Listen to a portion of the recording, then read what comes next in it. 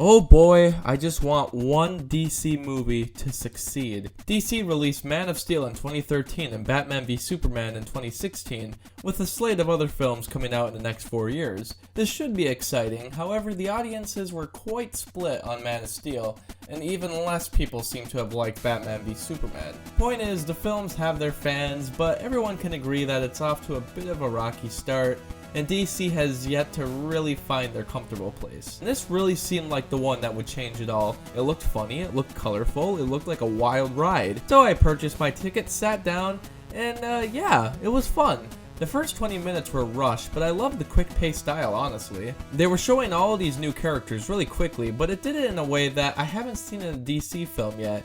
They introduced the likes of Deadshot, played by the unfailing Will Smith, and the first cinematic introduction of Harley Quinn, played spectacularly by Margot Robbie. And of course, one of the best villains of the year, Viola Davis as Amanda Waller. Seriously, she's great in this. So we're off to a good start.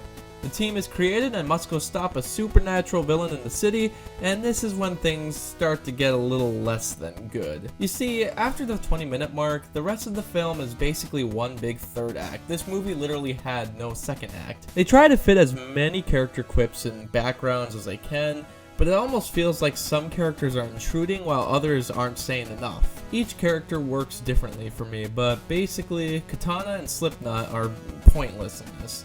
Deadshot and Harley Quinn are perfectly fine, Diablo and Enchantress are pretty rushed, and Killer Croc, who could have been this movie's Groot, ends up being the biggest failure of all. Honestly, the character I loved the most was Captain Boomerang. Yeah, it didn't really seem like he could do anything, but I don't know, there's something about him that just really worked with me.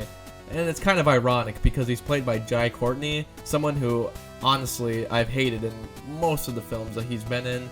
So this being the first film that I've really loved him in is kind of an achievement all its own. I mean, honestly, he should do more performances like this. He should be allowed to do more performances like this. The performances are all fine, just too much stuff being packed into a couple scenes. In fact, this whole movie probably could have worked better as a TV series. There's a lot of dumb moments, a really dumb twist, and bad line drops. It's kind of like a cheesy, over-budget 80s action flick, except even the action isn't much to talk about, which is kind of a shame because I felt like the trailer promised a lot.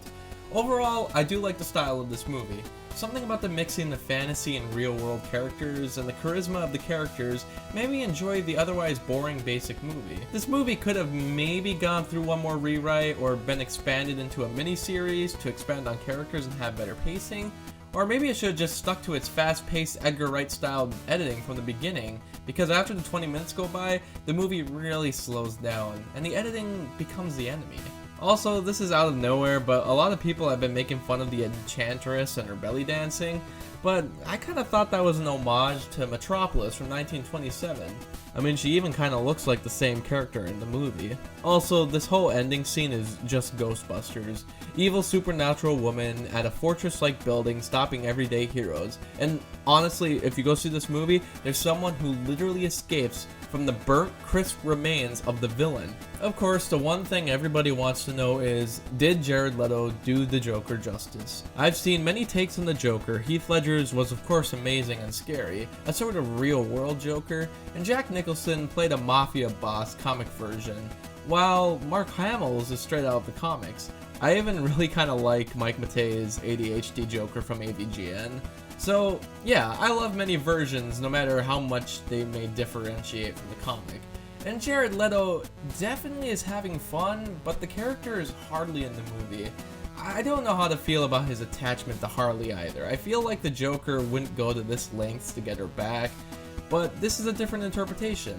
In the end, his performance wasn't anything really memorable, and had he gotten more screen time, maybe I could say more.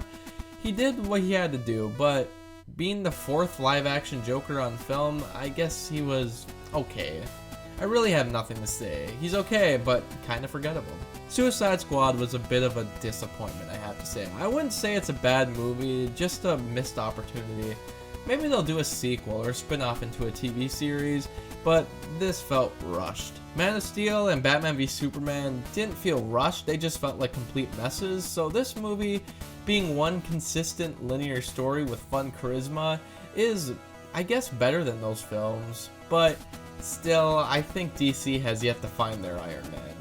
Let's pray that Wonder Woman can do justice for the Justice League.